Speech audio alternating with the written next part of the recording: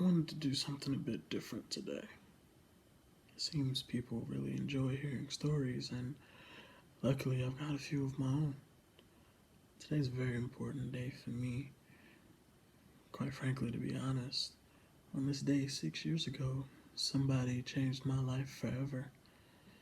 I know no story is complete with happiness and rainbows, but this particular story was very difficult to forget. Of course, I can't tell you it all today, but sit back, relax, and enjoy how one day began to make me cold as ice. Hey, babe. I missed the trolley, so I'm gonna be late. Still waiting on the next one.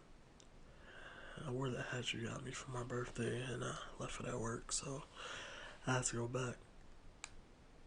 Yeah, I don't know them people like that, so I had to go back for it. You know how it is.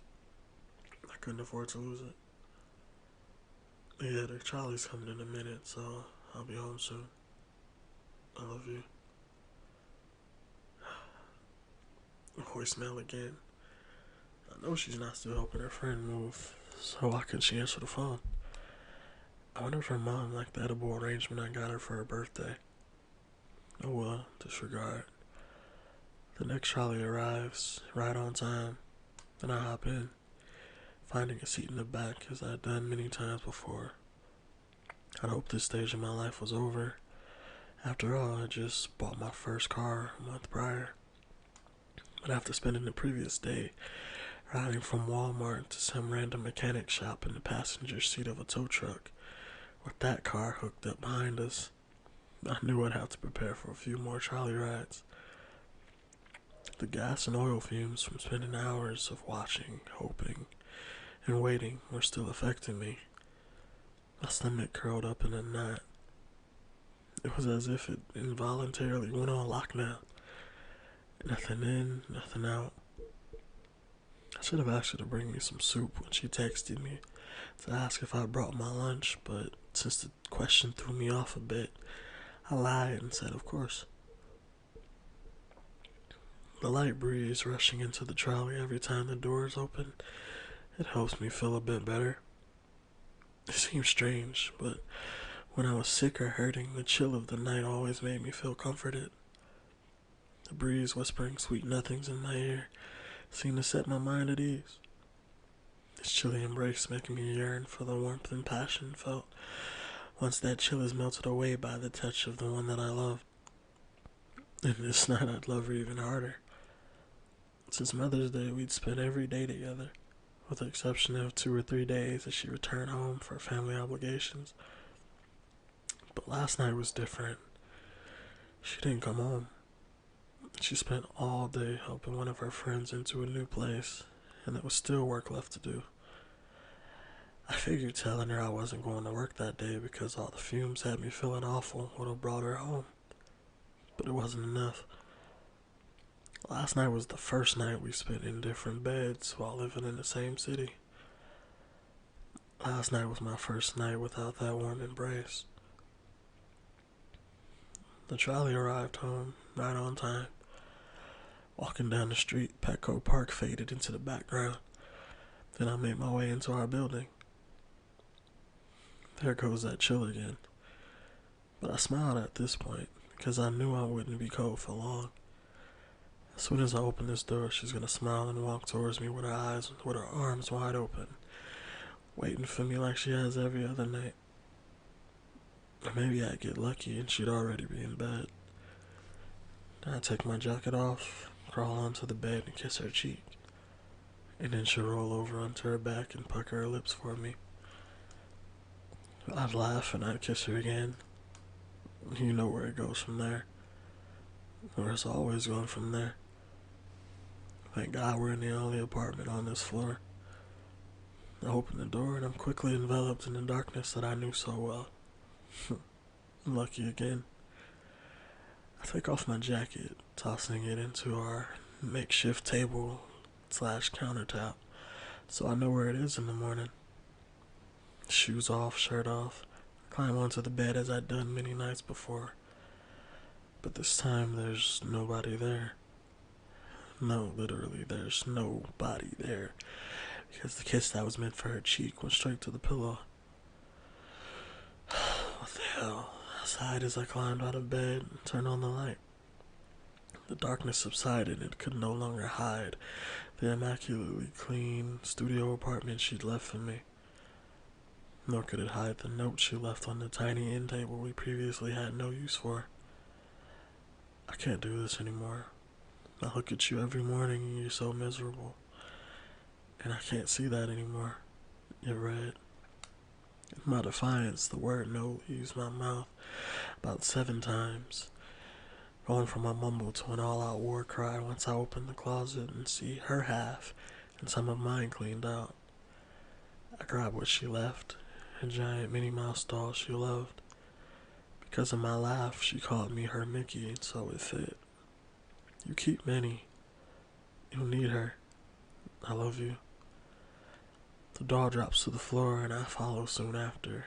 My mind only functioned well enough to let out another ear-shattering cry.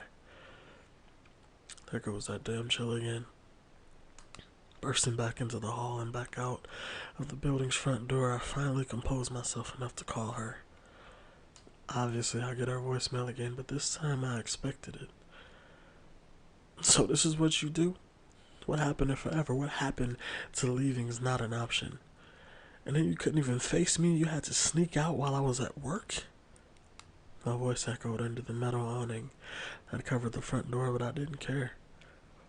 If anybody stepped to me, they can get this work too. I had months, no years, worth of venom to spew and anybody could get it. The more calls sent to voicemail, the madder I got. How dare you, I muttered. You couldn't even face me.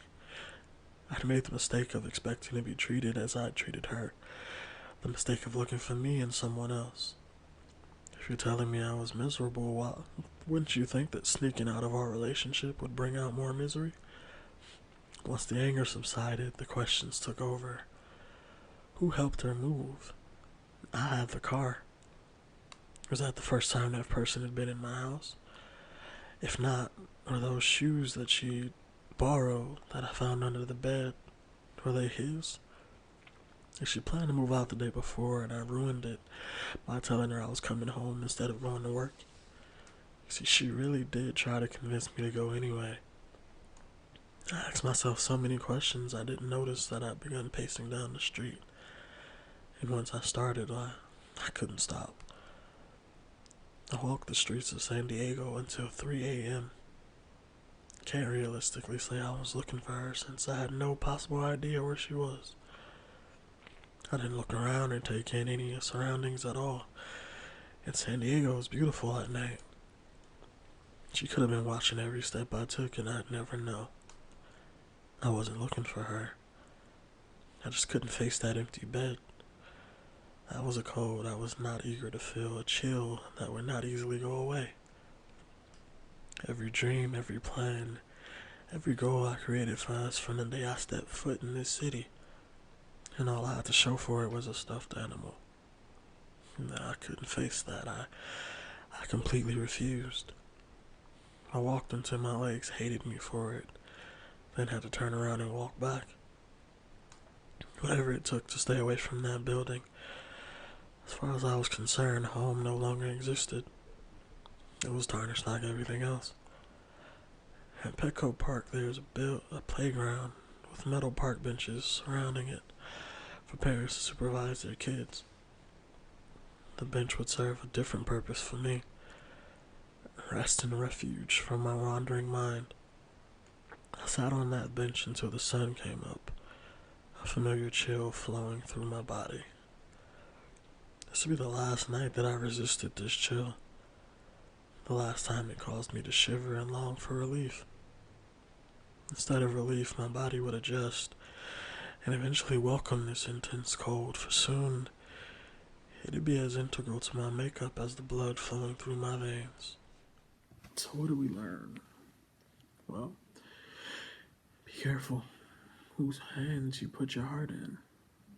Because some people only take it with the intention of giving it right back to you in worse shape than it was when you handed it off.